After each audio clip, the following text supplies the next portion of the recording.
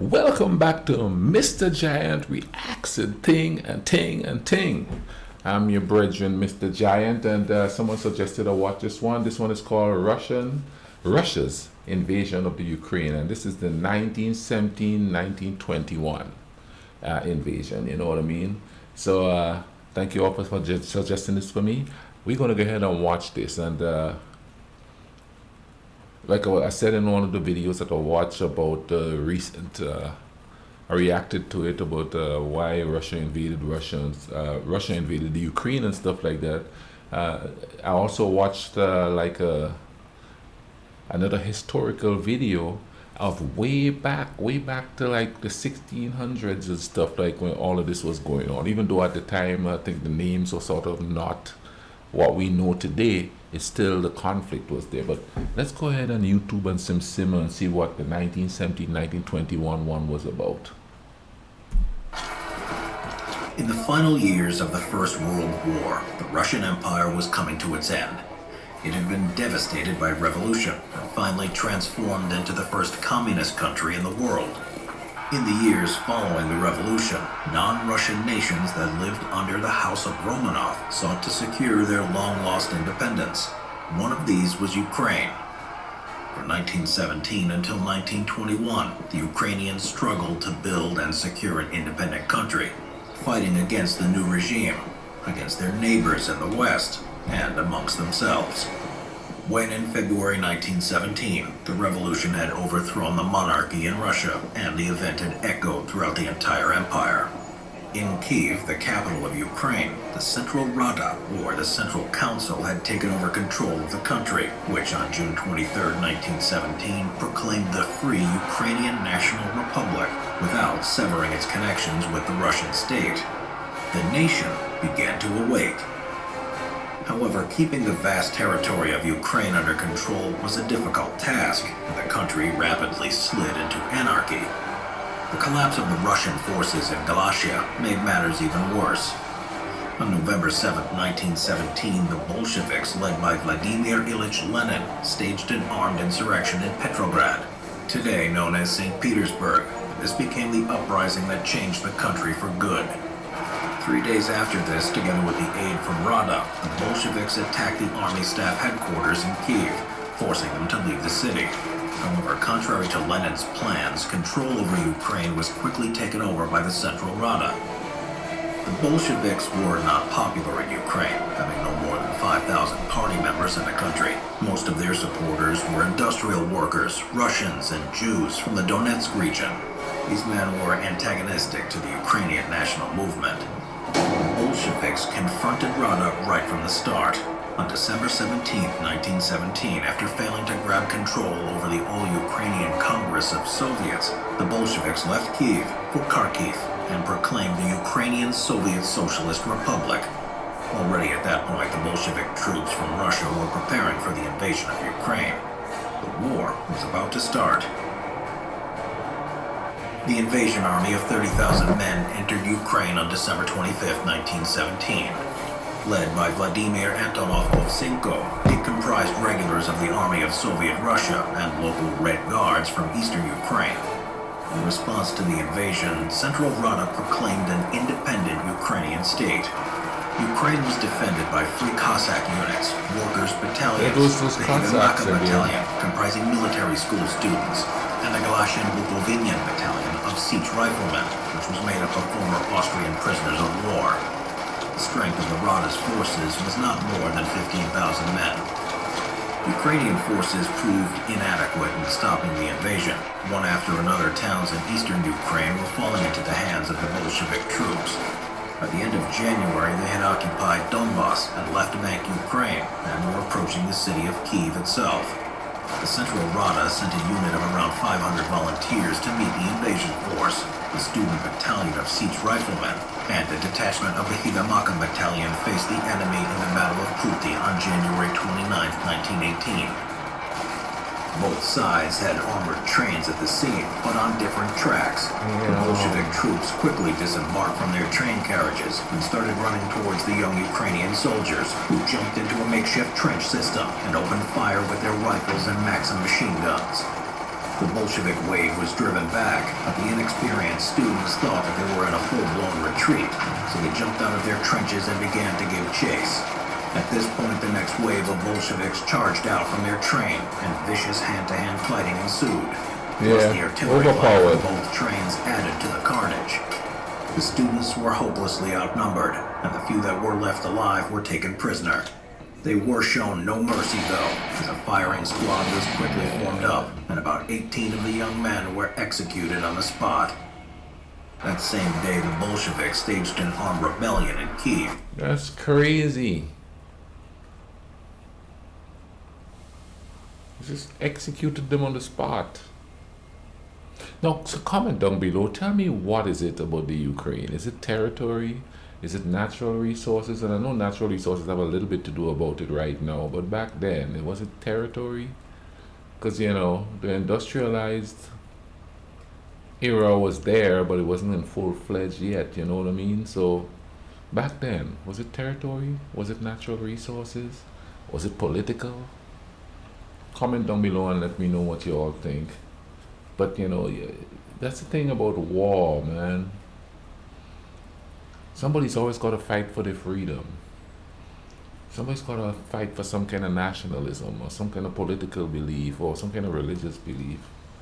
We can't just let people be. Let people just live, you know what I mean? Like, I don't have the desire to control nobody, to control what anybody think. As long as they don't try to make what they believe control what I think or what I do. That would be the best way to live as a free person, to just, you know, let people think, you know what I mean? As long as what they're thinking is not affecting me, why am I worried about it? I don't think that man's thoughts is creating like some big evil cloud over the earth, you know what I mean? Like, if I, okay, like for instance, if I'm Rastafarian, how is that going to affect the world as a whole if I'm not trying to control anybody else? It's not, you know, I'm just living. So, you know, let's just live and let live, you know? But then again,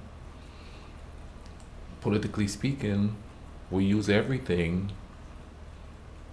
to maintain control for monetary and resources gain more than anything else. And it's usually a small group that benefits from it. Not everybody benefits from it. You know, a lot of these countries have revolutions and stuff, and yet still government people are living high on the hog, and the rich people are living high on the hog, but the everyday man is just struggling to make ends meet.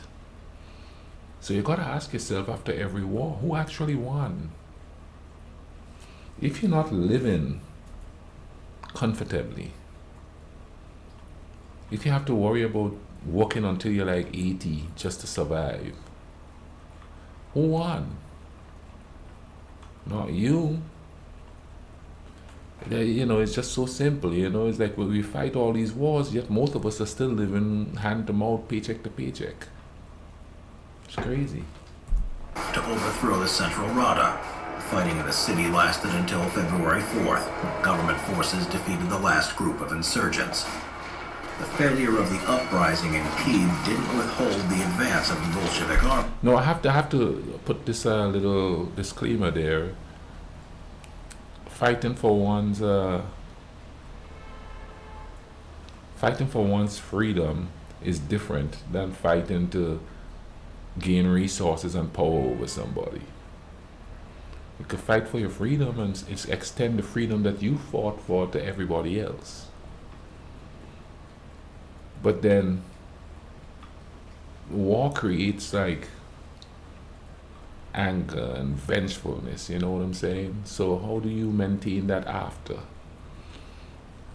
When somebody feels wronged, regardless of what the situation is, sooner or later they're going to do something, or they're going to teach the children to do something. I mean, right back where we started. The Central Rada was forced to evacuate Kiev on February 8th. A day later, Bolshevik troops entered the city and instigated their reign of terror. Facing total defeat, the Central Rada resorted to requesting foreign assistance. On the same day that the Bolsheviks entered Kiev, on February 9, 1918, the Ukrainian National Republic signed the Brest-Litovsk peace treaty with the Central Powers.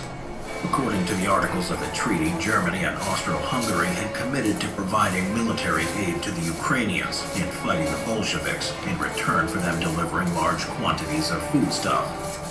In late February 1918, 450,000 German and Austro-Hungarian soldiers marched into Ukraine and swept away the Bolshevik forces. On March 1, 1918, the Central Rada returned to Kiev. By the end of April, troops of the Central Powers had regained control of the entire Ukraine. The defeat of the Bolshevik troops in Ukraine coerced Lenin to sign the Brest-Litovsk Treaty and recognize the independence of the Ukrainian National Republic. On June 12, 1918, the governments in Moscow and Kiev signed a preliminary peace. The peace with Russia brought no stability to Ukraine, though. The Germans overthrew the Central Rada and installed a Hetman government to secure a better foodstuff supply. Until November 1918 and the capitulation of the Central Powers, the Germans were controlling Ukraine. On December 14, 1918, they left Kiev, and a new government came into power, the Directory of the Ukrainian National Republic. On January 22, 1919, the Ukrainian National Republic proclaimed the union with the Western Ukrainian National Republic, the Ukrainian ethnic territory of the former Austria-Hungary. Formerly one country, the Ukrainian National Republic and the Western Ukrainian National Republic were actually two separate states with their own governments and armies. After the Germans withdrew, Ukraine fell into a state of complete anarchy. 6 different armies operated in the territory during 1919. The Army of the Ukrainian National Republic, the Ukrainian Galician Army, Soviet Russia's Red Army, a Russian anti-communist coalition, the White Army, Total Polish confusion. troops, the Entente troops, and the anarchist units. Taking advantage of the chaotic situation in the country, Moscow launched a new offensive against Ukraine in December 1918. Kiev responded with a declaration of war on the Russian Soviet Republic. The Ukrainians were entirely unprepared for the war, though. Their army of 25,000 men consisted of 2 main units, the Sich Riflemen and the Zaporozhian Corps, along with a number of partisan units under the command of politically unreliable Ottomans. Against them was the Expeditionary Force, composed of Red Army regular units and local irregulars. They too had around 25,000 men under arms, but their strength rose progressively with many partisan units joining their side. Under the command of Vladimir Antonov Ovchinko, the Red Army advanced on 3 fronts to eliminate the enemy and prevent the army of the Ukrainian National Republic forming up with the Galician Army and the Entente troops that had landed at Odessa while World War I was still in progress. The Red Army was victorious in the first months of the campaign, entering the city of Kiev on February 5, 1919. After the loss of the capital, the head of the Directory was replaced with Simon Petliura, an experienced and prominent leader of the Ukrainian national movement. Under his leadership, the army of the UNR launched a counteroffensive in March 1919, pushing the Red Army units back almost to Kiev. During the spring and summer of 1919, the Ukrainians and Russians fought vigorously in eastern Ukraine, while the Galician Army was fighting the invading Polish army in the west. 2 allied armies, the Army of the UNR and the Galician Army, joined forces in 1919, forming a combined Ukrainian force of nearly 85,000 regulars and 15,000 partisans. This mighty force was able to deal with the Red Army units and even entered Kiev on August 31st. In the country's capital, the joint Ukrainian army confronted the Volunteer Army of the Whites, which led to the UNR declaring war on them. The autumn of 1919 was not good for the Ukrainians, though, as the situation was aggravated by an outbreak of typhus, which by October 1919 had decimated both the army of the UNR and the Galician army. The 2 allied armies began to split on the question of their relationship with the White Movement.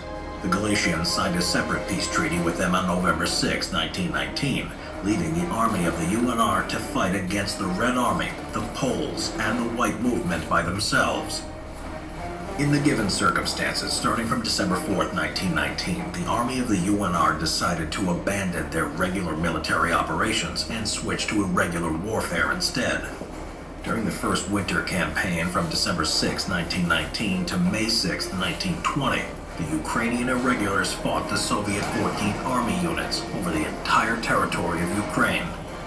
The irregulars marched for more than 2,500 kilometers during the campaign and fought in more than 50 battles. On April 22, 1920, the UNR government signed a Warsaw Treaty with the Poles, recognizing their claim to areas of western Ukraine in return for military assistance in the war against Soviet Russia. On April 25th, the Polish army, assisted by soldiers of the UNR army, launched an offensive on Kyiv. The city was liberated on May 7th, but only for a short time. The Red Army counteroffensive pushed the Poles and Ukrainians all the way back to Warsaw. In the ensuing months, the destiny of Ukraine depended on the outcome of the Polish-Soviet War. Finally, exhausted by the costs of war, the two sides signed the Peace of Riga Treaty on March 18, 1921. A border between the two countries was established, with western Ukraine going to Poland. The eastern part of the country became the Ukrainian Socialist Soviet. See, they're just going in there and they go, oh, okay, you stay here, you stay there. That kind of creates a sort of constant tag of war. You know, it's mine, no, it's mine, no, it's mine. You know, no, I belong here, I belong there. We sound different, but we're the same. You know, language, different language. Nuances, you know, like if this person's from here, they sound this way. If this person's from here, they sound this way, and it's all, yeah, or they speak a different dialect or something like that. You know, does marking a border down something fix anything, or does it just create more turmoil? Because people are going to get displaced, and when people get displaced and they think where they come from is theirs, they're going to want to take it back sooner or later. Even if it's years later, they're going to fight for it. It's kind of complicated. How do you solve that kind of stuff? You know what I mean? It's crazy. Republic. The remnants of the UNR army continued to fight the Soviets. Their plan to launch an all-out attack against Soviet troops in Ukraine were interrupted by the Red Army offensive on November 10. After 11 days of bitter fighting, the Ukrainians were pushed back into Polish-controlled Galicia. Over there, soldiers of the UNR army were disarmed and put into internment camps. The second winter campaign in November 1921 was the last attempt for the Ukrainians to continue their fight against the Soviets. 3 groups of volunteers from the interned soldiers were organized to enter Ukraine to inflict irregular warfare against the Soviets. They were poorly armed and equipped, but eager to fight, and morale was high. Their effort was futile, though. In the Battle of Malimanka, the Soviets crushed the last of the Ukrainian forces, when the Bolshevik cavalry intercepted them, and 443 Ukrainian soldiers were captured, of which 359 of them were executed. Oh, man. The Second Winter Campaign was the last military operation conducted by the Ukrainian National Republic in their war against the Soviets that lasted for more than 4 years. The Soviets ultimately won the war and formed the Ukrainian Soviet Socialist Republic.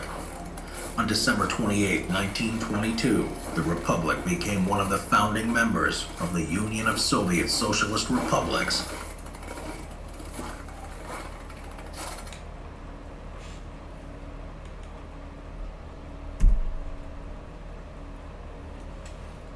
That stuff is all complicated there. And like I said, around that region, they seem to have been fighting for centuries, man. You know what I mean? But people just look at the nowadays type of vibe that's going on there and not understanding the deep-rooted circumstances behind everything. You know what I'm saying? For me, it's kind of like frustrating, man. You know, somebody who like peace and stuff, watching all these history videos and you know, actually reading history books and stuff like that, it's becoming more and more apparent that how are we going to stop it if it's centuries worth of stuff that's going on? You know what I'm saying? Nobody wants to forget history. Everybody wants to think of their history, and we want to keep our history and, you know, run around. And